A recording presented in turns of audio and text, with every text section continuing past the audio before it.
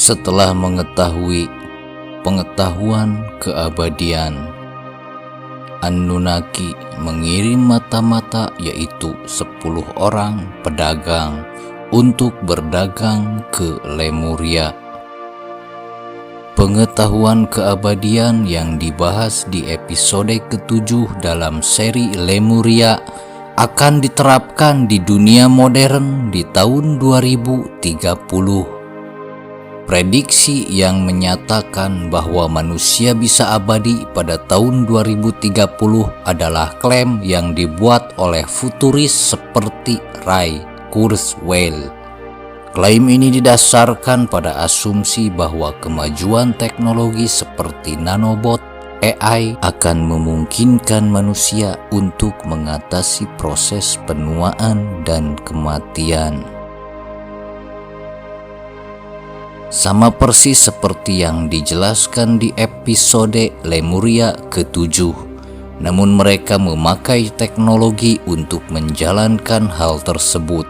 Berbeda dengan penjelasan di episode Lemuria ke-7, tidak perlu teknologi, hanya perlu kristal alam semesta, dan cara kerja sistem ini ditiru oleh teknologi. Dan begitulah, semua teknologi adalah meniru apa yang sudah ada di alam semesta ini. Seperti pesawat terbang yang meniru burung, seperti kendaraan yang meniru kuda, seperti AI yang meniru cara kerja otak manusia.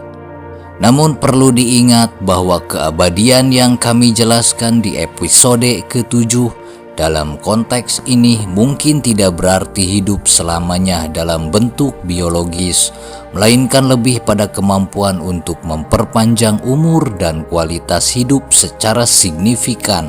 Dan hal ini juga ditiru oleh teknologi yang akan datang diterapkan di tahun 2030. Bukan hidup abadi secara harfiah, tetapi memanipulasi ketuaan. Kita lanjut ke Anunnaki. Anunnaki mengirim mata-mata 10 orang ke Lemuria. Mata-mata tersebut menyamar sebagai pedagang untuk berdagang ke Lemuria dengan tujuan membujuk siapa saja prajurit Lemuria agar bisa menjual batu merah delima yang bahannya dari eliksir merah. Ia juga mempersiapkan kapal super untuk ekspedisi ke kutub es yang sekarang kita kenal dengan Antartik. Ia berniat mengirim 100 orang prajurit profesional untuk ekspedisi ke kutub, mencari batu kristal yang berada di dalam tembok es untuk kehidupan abadinya.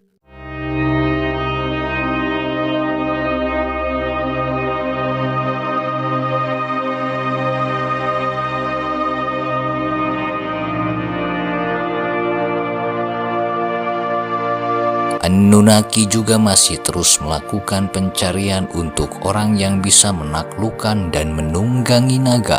Satu persatu rencana Anunnaki mulai dijalankan ibarat pikiran yang menggerakkan tubuh. Begitulah Anunnaki menggerakkan kerajaan Atlantis.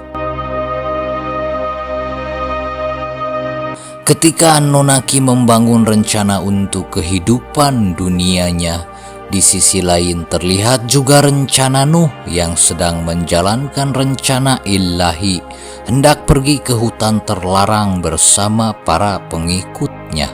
Dan di sini terjadi pergulatan besar khususnya untuk Ratu Atlantis itu sendiri, yaitu Nersala. Ia diharuskan memilih tetap dalam jabatan ratunya untuk mempertahankan dan menjaga kerajaan para leluhurnya dari para iblis Anunnaki, atau meninggalkan segala-galanya dan tunduk patuh pada Tuhan Yang Maha Esa dengan mengikuti perintahnya pergi ke pengasingan hutan.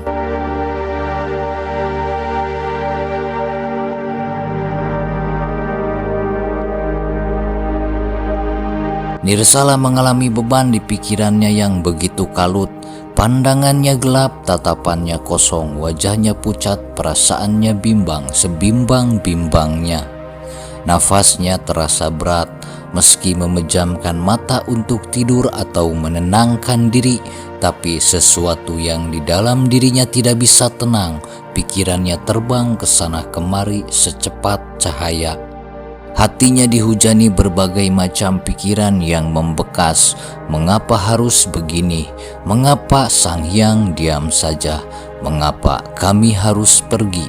Mengapa kerajaan leluhur kami Atlantis harus direbut iblis? Mengapa Atlantis mengalami ini? Mengapa harus kerajaan leluhurku? Mengapa harus aku sendiri yang menanggung ini? Mengapa Sang Hyang diam saja melihat ini? Mengapa iblis yang telah meracuni orang tua dan leluhurku hingga mereka mati? Tetapi iblis itu dibiarkan hidup dalam kenyamanan. Mengapa sang iblis yang berbuat kerusakan dan merusak masyarakat dibiarkan saja oleh Sang Hyang? Di manakah kekuasaannya yang maha besar itu? Di manakah keadilan hukum Sang Hyang? Manakah cinta kasihnya untuk mereka yang berbuat benar? Apakah dia benar-benar maha mengasihi? Mengapa? Seperti itulah sesuatu yang ada dalam diri Nersala yang tidak bisa saya selami lebih jauh lagi. Dan alam semesta menuliskan melalui pena kejadian di sebuah memori besar semesta yang disebut Lauh Mahfud. Tulisan itu menjelaskan bahwa Dia yang maha memperhatikan dan maha mendengar telah mencoba berulang kali untuk berkomunikasi dengan Nirsala, menyimbolkannya melalui kejadian maupun bisikan kolbu. Namun Nirsala belum mampu menembus tembok pikirannya sendiri dan belum mampu terlepas dari ikatan emosi tubuh, menjadikan Nirsala tidak mampu terhubung dengan Yang Maha Esa. Yang Maha Esa memainkan irama Nuh. Kemudian teringatlah Nuh kepada Nersala dan berkehendak menemuinya saat itu jua. Dalam pertemuan itu, Nuh mengajak Nersala untuk pergi dari tanah Atlantis. Nuh mengatakan Atlantis akan binasa dalam satu malam hingga ke akarnya, dan pikiran Nersala yang kala itu hanya mampu memahami yang telah ia lihat sempat meragukan perkataan Nuh. Nirsala berkata, bagaimana mungkin Atlantis binasa dalam satu malam? Para Lemurian tidak mungkin menyerang Atlantis. Mereka sedang memperbaiki kekacauan mereka sendiri setelah perang. Atlantis memiliki kekuatan naga, memiliki kekuatan raksasa, dan jutaan pasukan cloning. Sementara Lemurian serta pasukannya tidaklah sebanyak itu. Bagaimana mungkin Atlantis tenggelam dan dikalahkan? Nuh berkata, aku tidak mengatakan Atlantis akan binasa oleh Lemuria. Sekarang aku akan mengatakan bahwa Atlantis akan binasa oleh hukuman, karena Atlantis sudah melampaui batas. Ikutlah denganku, kita akan mendapatkan tanah baru, dan kau akan kunikahkan dengan salah satu raja Sunland. Kau akan memerintah di tanah yang baru, ujar Nuh. Karena janji kekuasaan, Nirsala pun ikut dengan Nabi Nuh untuk meninggalkan Atlantis.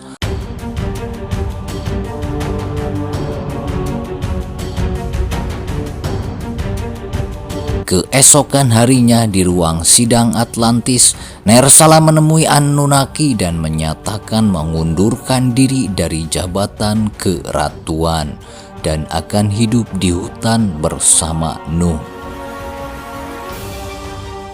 Anunnaki menyambut dengan riang hati pengunduran diri itu, namun sebagai raja sekaligus yang mengaku Tuhan, Anunnaki perlu tahu alasan yang jelas dan menyuruh Nersala memanggil Nuh ke hadapannya. Anunnaki berkata, sebagai penguasa seluruh alam, kecuali Lemuria yang akan aku taklukkan, maka akan aku ampuni Nuh dari beban dosa besarnya karena menentang aku. Sebab Nuh rela merawatmu di hutan. Itulah kasihku sebagai pengejawantahan Tuhan kepadamu.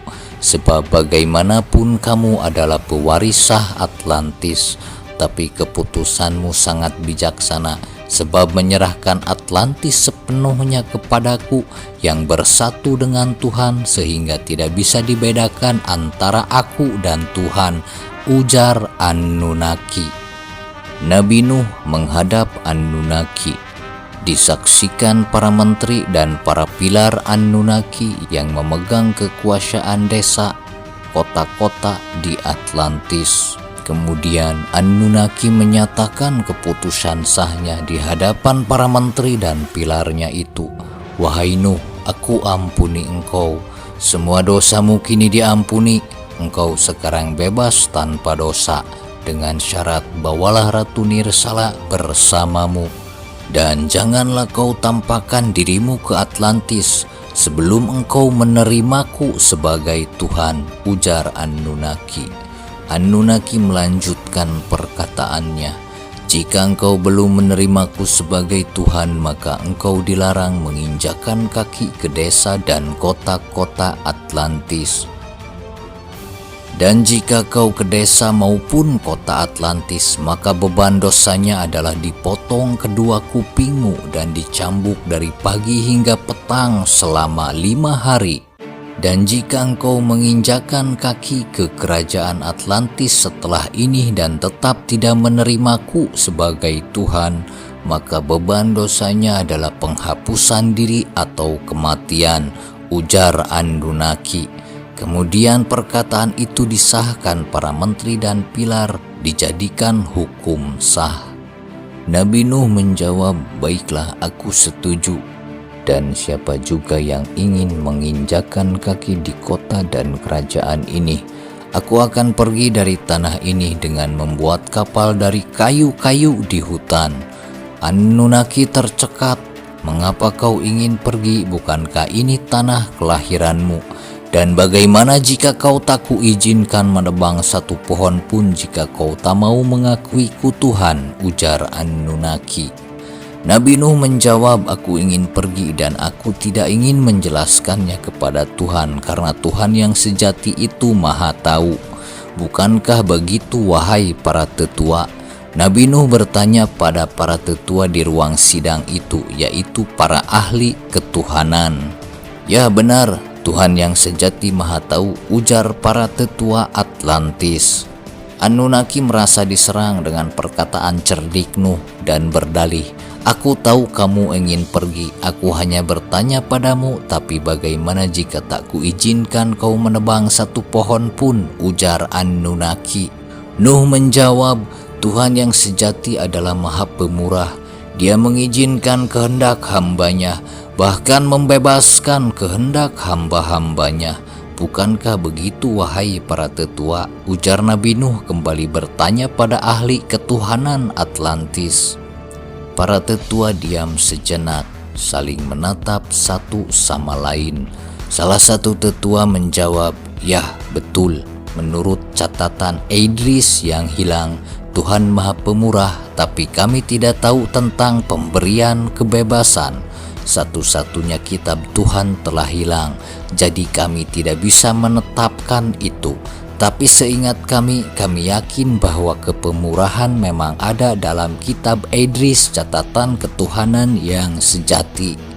Anunnaki merasa jengkel dan menjawab, "Wahai para tetua, untuk apa kitab ketuhanan?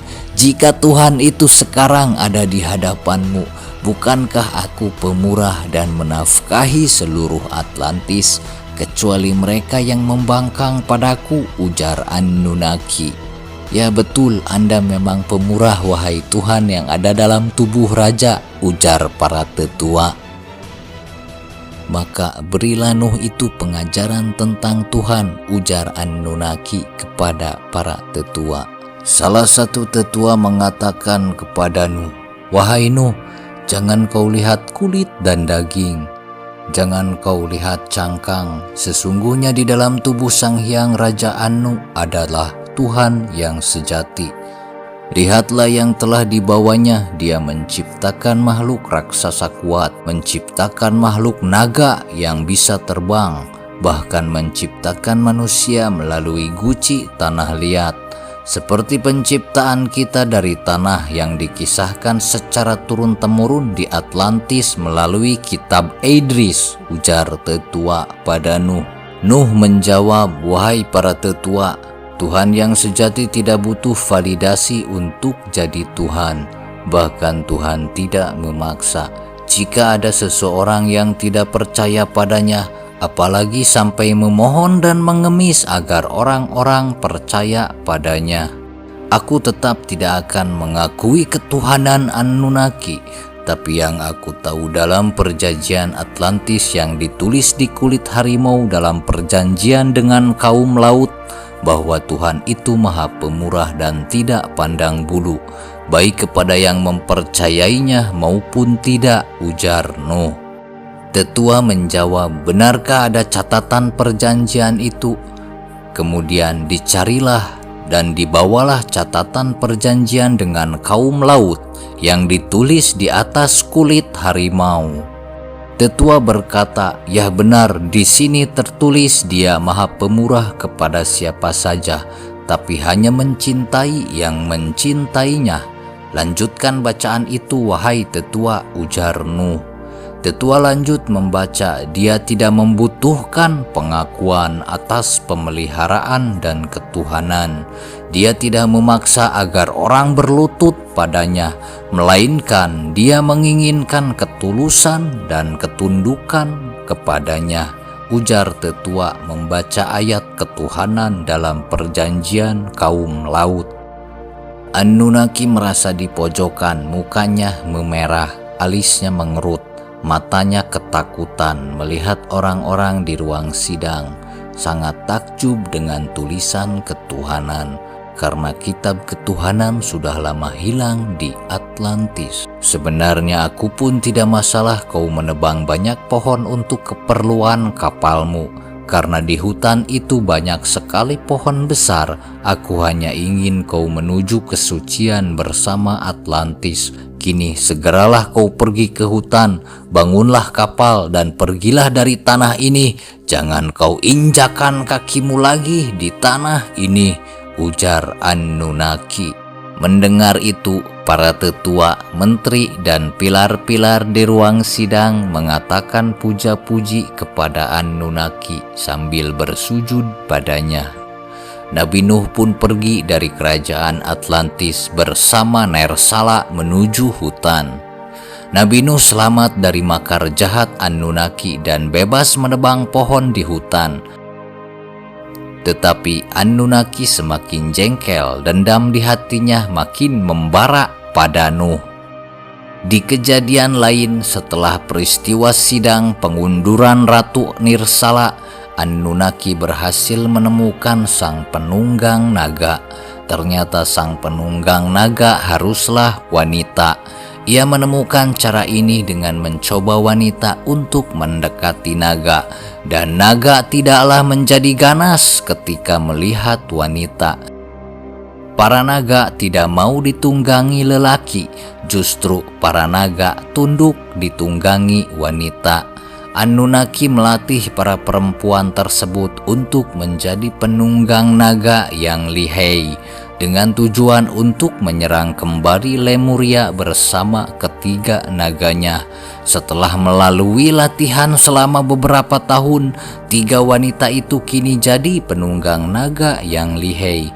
Penunggang naga yang pertama menunggangi naga merah diberi nama Yingkai Drakai.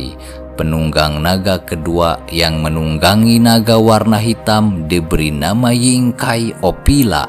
Penunggang ketiga yang menunggangi naga warna hijau tua diberi nama Yingkai Stupala.